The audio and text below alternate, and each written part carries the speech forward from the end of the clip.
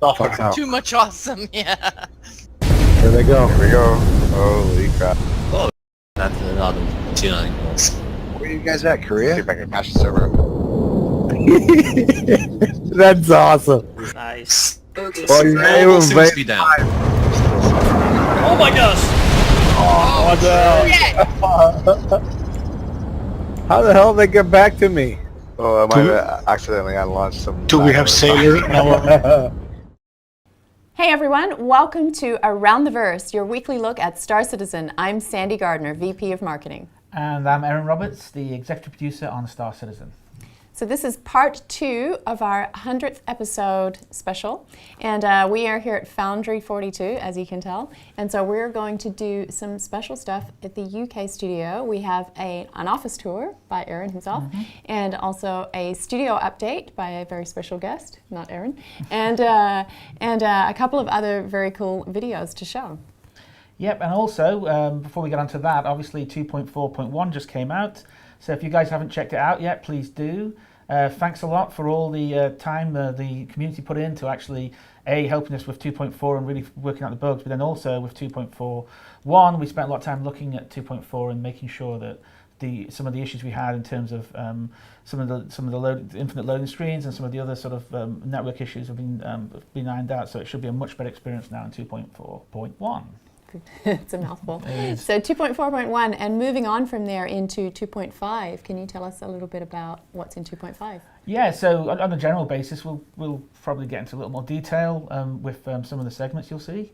But we're adding some more content into the Persistent Universe, into Crusader. So you're going to have a new location to go visit, which is a pretty big deal. It's going to allow maybe some of the more criminal elements of the community to be able to have some place to hang out. We're going to have some new stuff that you can buy as well with the Alpha UEE, so we can keep on obviously refining the whole shopping experience and actually to be able to build up your stuff in Persistence. And of course there'll be the Reliant, which is the new ship which you'll get, and there may be a couple of other things that we'll include as well, but we'll maybe keep that as a surprise. Tease. The Reliant Flyable, that is. Yeah, very exciting. I have one of those, and so do thousands of other people. Now let's check out our UK studio report. Hi, well, welcome to Foundry 42.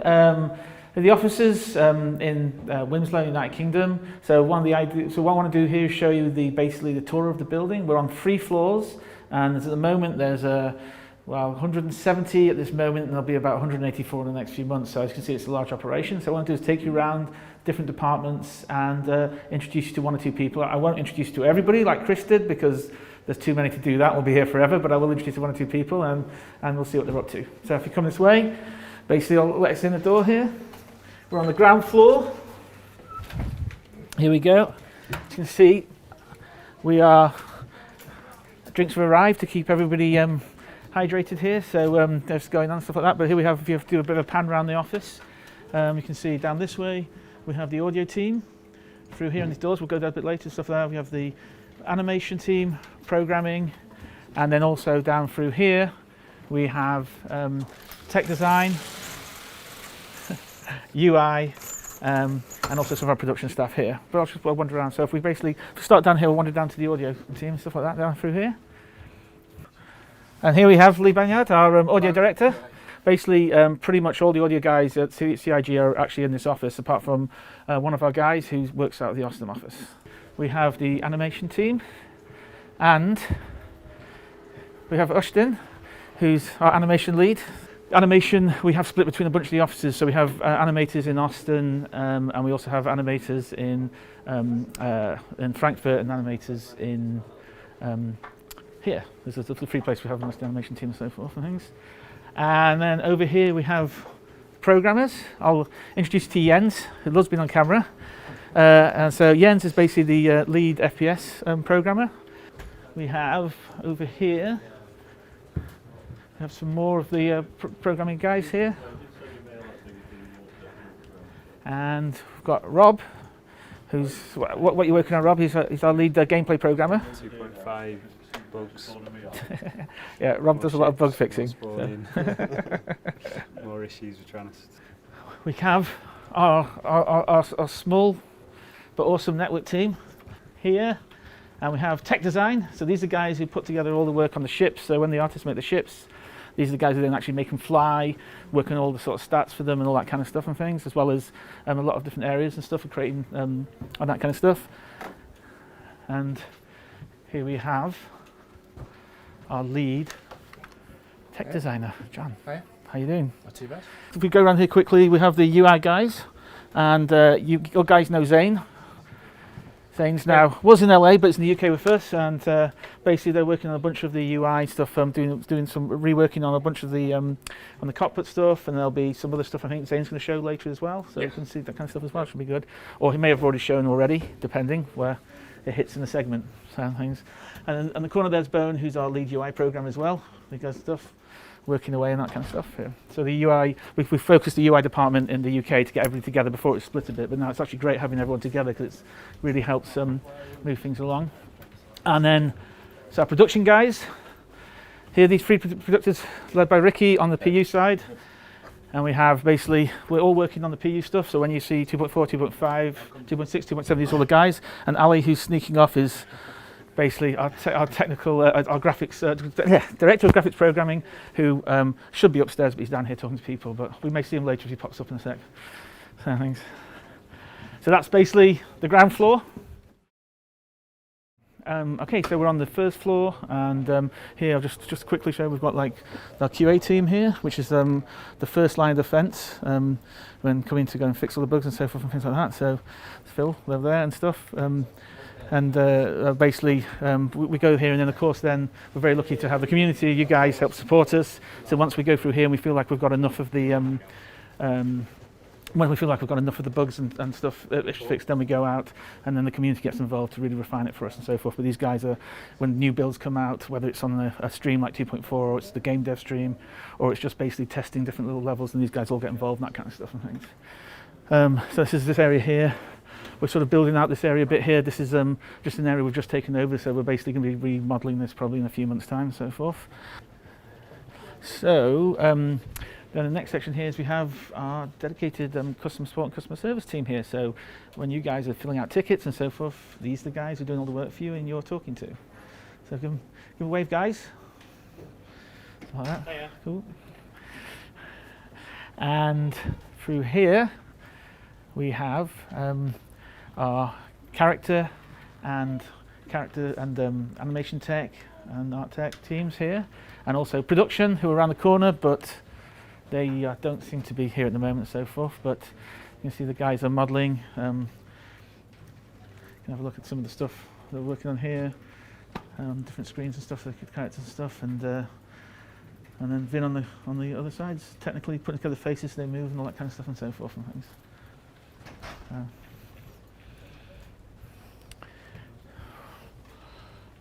So this floor is going to be filled up over the next few months as we get more people in and we build up different teams. We have to move around because, like I said, we're about 170, but we're going to 184, probably about 200 people over the next few months.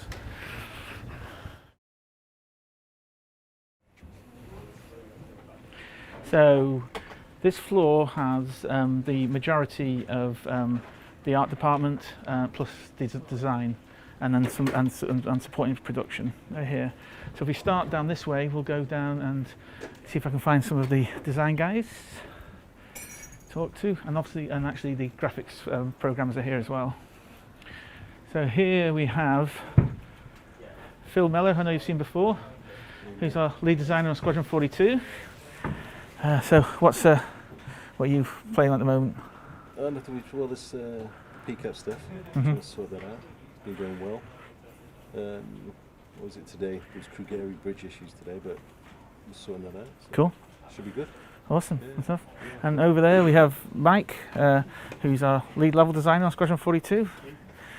Getting on and stuff like that.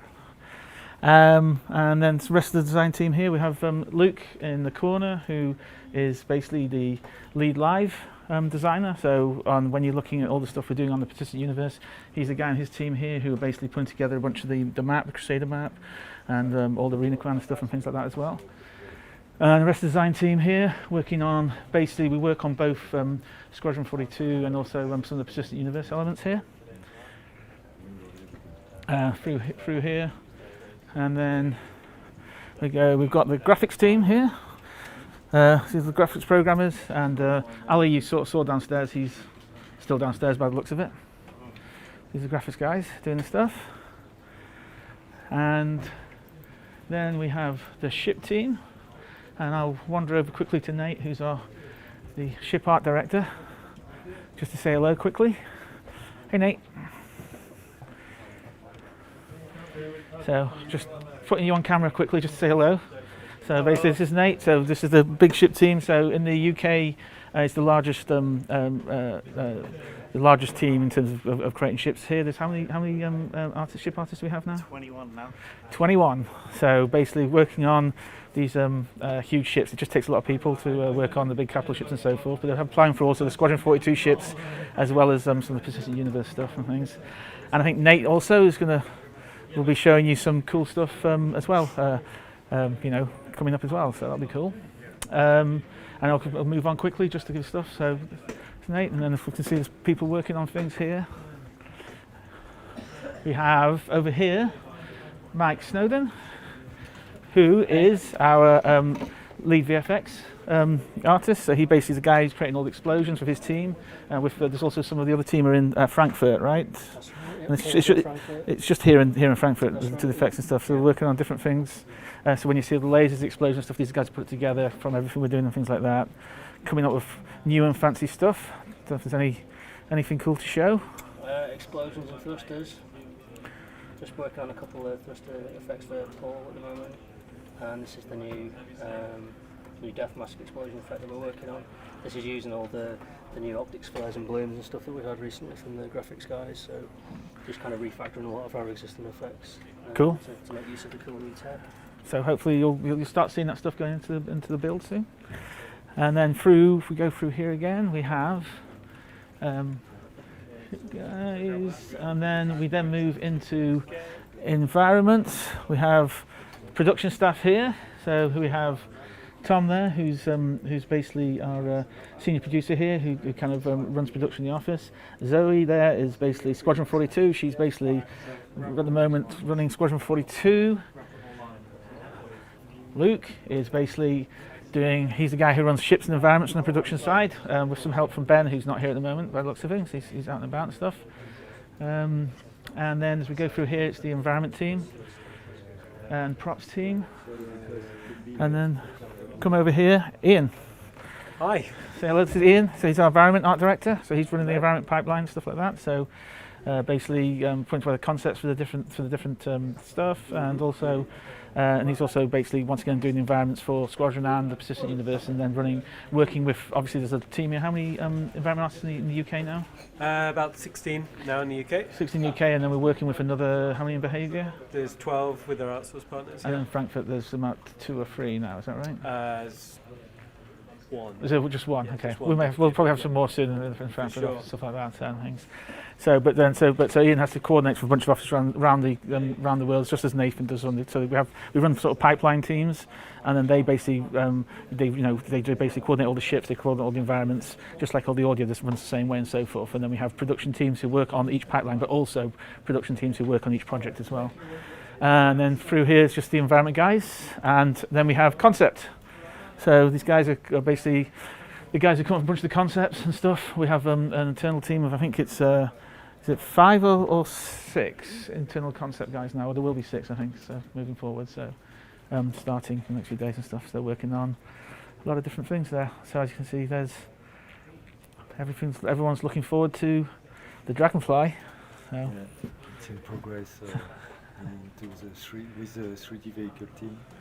That's right, it's going on stuff and things. So we're basically concepting out, a lot of different stuff here, and then it's more environment and prop stuff. So that is the top floor, and that's really the tour of our office.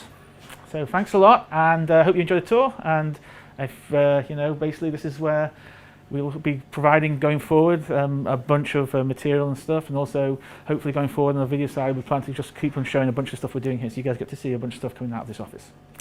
Thank you very much. Hi everyone, my name's Nick Elms. I'm the Creative Director here at Foundry 42 here in Wilmslow in the UK. I'm here to give you a studio update report. There's a lot of things happening over here at the moment on both Squadron 42 and on Star Citizen. I know you guys are eagerly awaiting the 2.5 update, so I'm going to first of all hand you over to Ian to talk about what he's been doing with his team on the Grim Hex artwork. So this environment's been quite new and unique and successful because it was designed over in our Frankfurt studio. It was art directed and had tech art and VFX and UI support in the UK studio. And then the environment team and behavior has been doing most of the artwork there. So it's been a very collaborative approach and it's been very successful. So it's going to be located somewhere in the Crusader map that you'll be able to find. And it's got like this really new visual style that we're going for. So Port Al-Sar's nice and clean and safe. This is going to be a little bit more gritty, a little bit more cool, with some nice visual cues that we've not seen really before. And that's going to be kind of like a secondary location. So you've all seen Port Al-Sar right now. That's a nice, safe green zone for you guys to spawn. This one's going to be for you guys who tend to play a little bit less fair. I'm looking forward to seeing you guys on Twitch, seeing all the little Easter eggs we put in there, and I think you'll enjoy it. And staying with the Grim Hex theme, senior audio designer Stefan Rutherford will be giving you an update now of what his team's been up to on that side. Okay, we're going to start outside Grim Hex here. So the audio currently at this stage is it's just somewhere between first and second pass standard. Which means all of the sort of very background ambiences have been tackled, but some of the second pass stuff, such as moving parts like door openings and stuff like that, have been done. But I'm mainly going to show this kind of the background ambient stuff. So first things first, we've got this the airlock. The airlock's similar to one in Olisar, however, it is a little different. There's some different sounds. The door sounds are obviously different. There's a different animation there, so I've had to match new sounds to that. I've made them sound a little bit clunkier because Grim Hex, I suppose, is a little less well looked after than Olisar.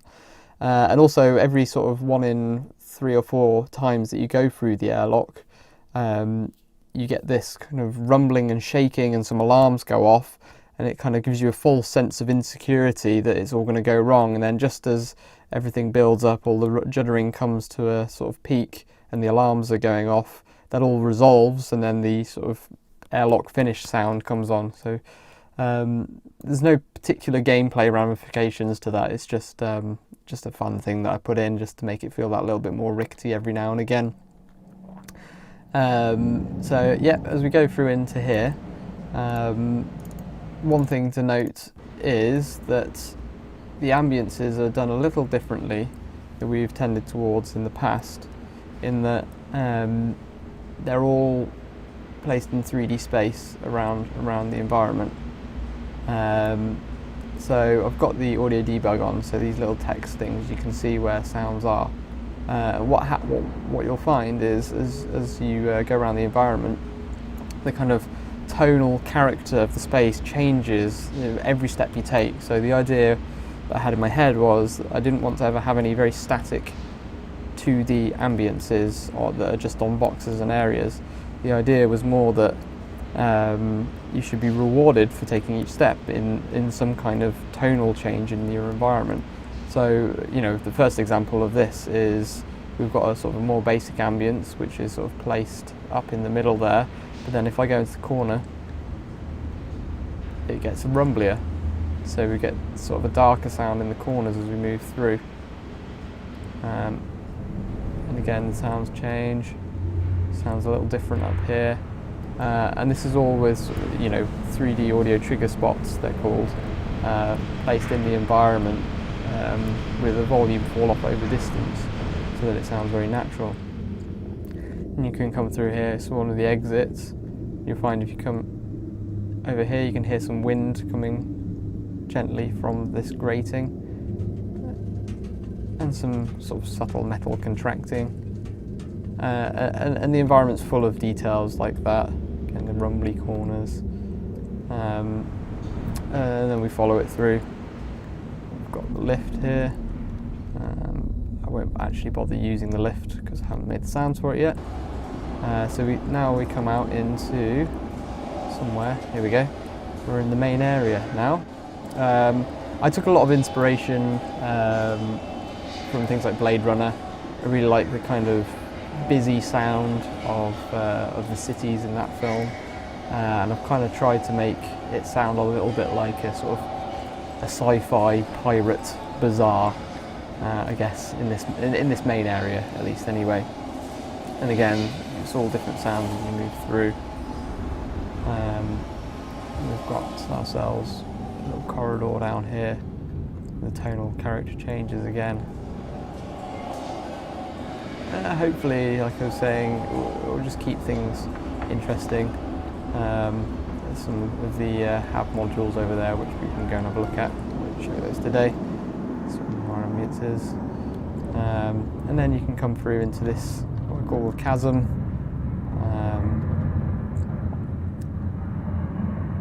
Again, you're getting some nice sort of rock scrapes. If I go over to this thing here, we should start hearing some.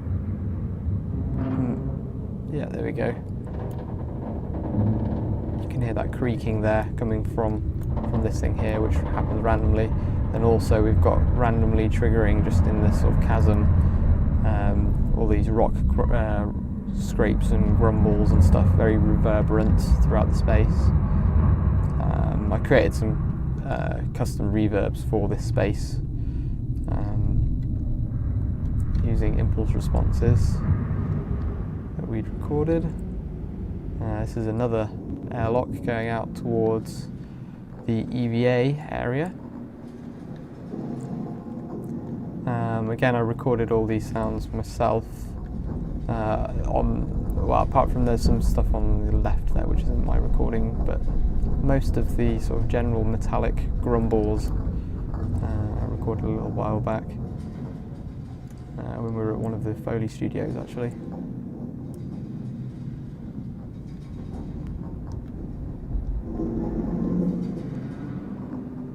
And then you can kind of come through and you get a sense of how that changes as you move out through the environment.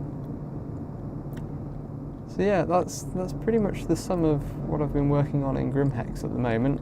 There's obviously a lot more areas in GrimHex that I've not shown, but hopefully that gets an idea of where we're going with it for now. So yeah, I hope you've enjoyed that insight into what I've been doing with the sound in GrimHex. Thanks for listening. Now we're going to hear from Clive. He's going to give you guys some insight into the programming work that's going into the networking refactor. We're hoping the network code will run quite a bit faster, which would mean that the server has a higher frame rate and we can get more players on a server, increasing the interaction with other players. And ultimately where we're trying to get to is get the game servers talking to each other, which will take Star Citizen from being an online game to a massively multiplayer online game. Okay, so now we're going to have a look what Carl and Zane have been working on and the UI team with mobiGlas and take a look at some of the apps there. So what we've been working on recently over the course of the past couple of weeks is basically look dev and concept for what would be the in-game star map.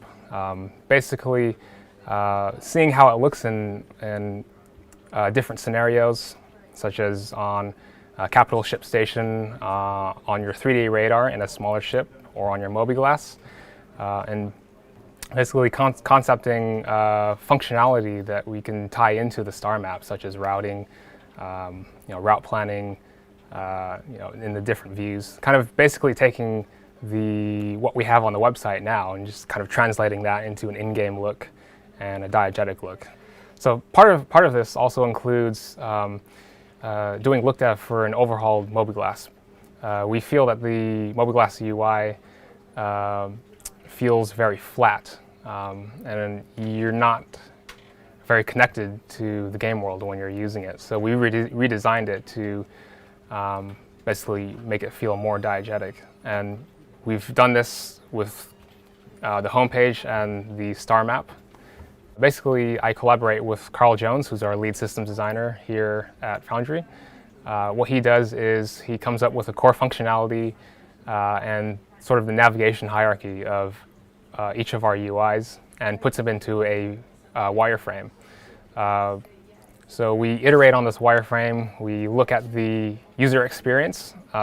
Once we've signed off on that, that wireframe then goes onto me or one of our other UI artists to kind of stylize and make it more representative of what it would look like in the game. Lastly, I know you guys all want to know what's going on with Squadron 42. It's a difficult thing for us because we want to tell everyone, but we're sworn to secrecy.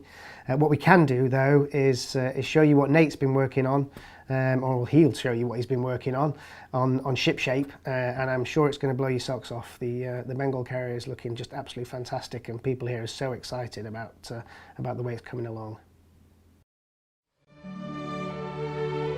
Just as a little highlight for you guys, we're going to take a brief look at the Bengal. It's the first ship that Chris revealed for Squadron 42. It's a big beast. We've done extensive work on the hangar and the exterior. To give you an idea of the scale of the Bengal, you can fit an Idris inside of the Bengal's hangar, pretty much. You can't quite fly it in, but it's pretty close.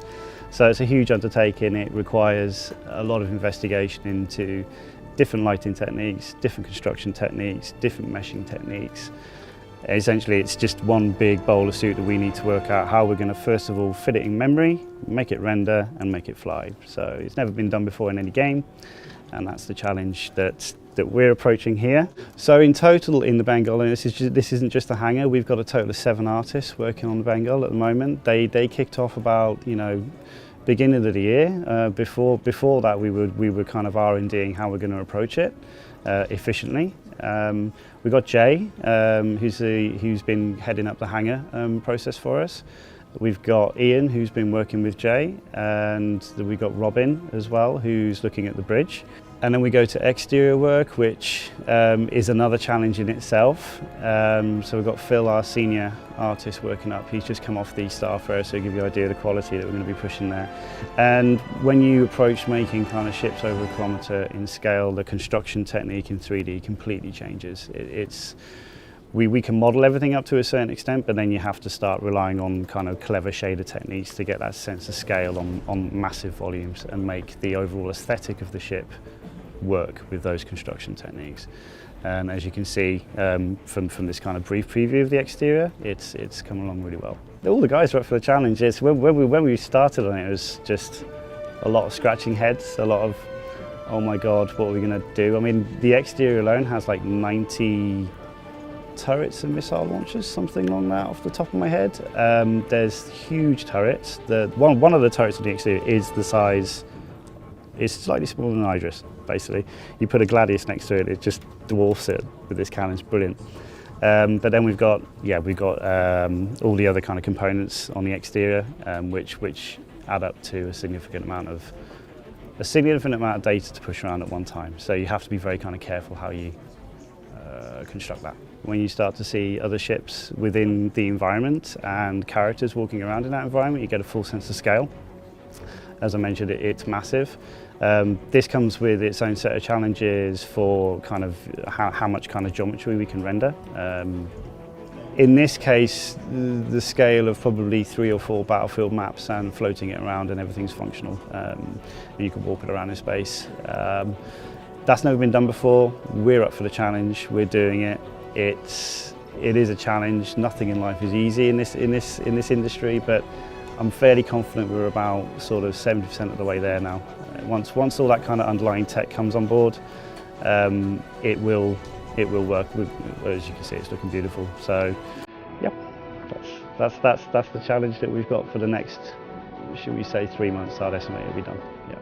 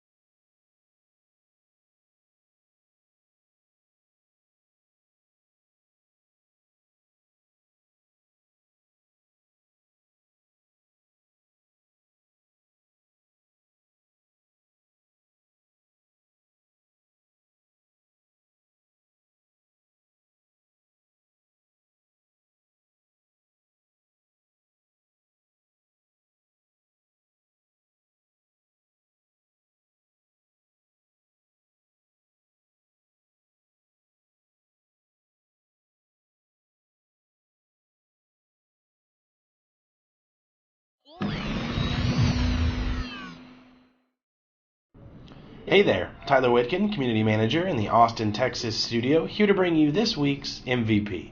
A huge congratulations to Marceline Abadir for their graphite Vandal glaive drawing. The attention to detail and accuracy is truly incredible, and we're all really excited to see which ship you draw next. So, congratulations again, you're this week's MVP. Back to you guys. And just in case you were wondering where Lore Makers went, that actually aired yesterday, aired in full yesterday, and you can check out the link here. And thank you to all of our subscribers for continuing subscription. We are able to now improve our video content as we were doing, so we hope you really enjoy the new format that we have.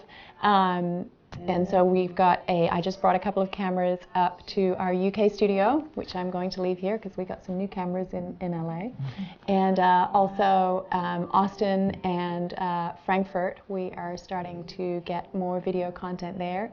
So we're going to get the UK guys on camera a little bit more. Aren't you excited about that, Aaron? Yes, we are. The UK people enjoy being on camera.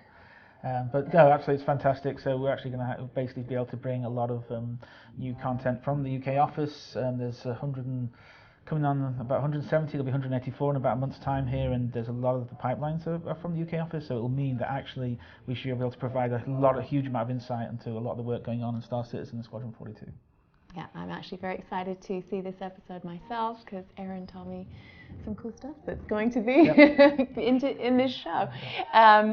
So, of course, it would not be an ATV without checking out ATV's Fast Forward. Take a look.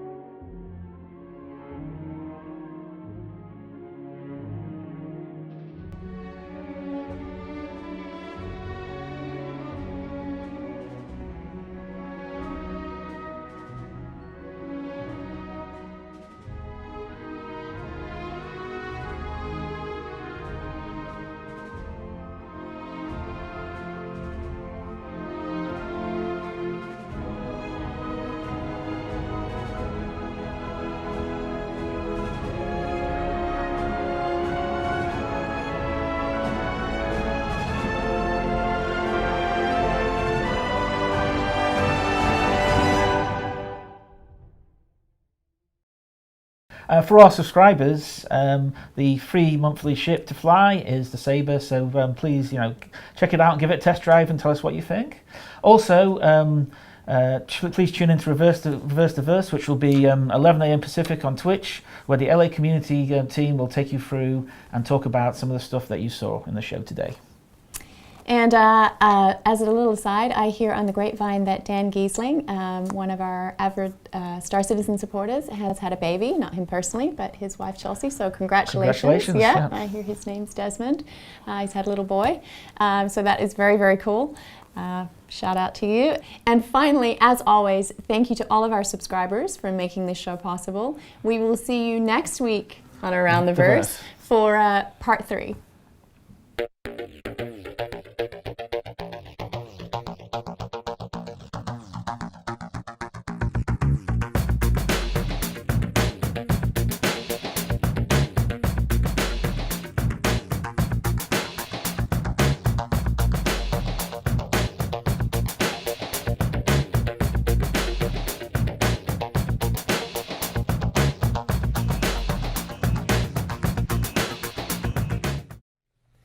Did you know that many of Star Citizen's developers are on social media? If you would like to follow Star Citizen on Facebook, you can find us here.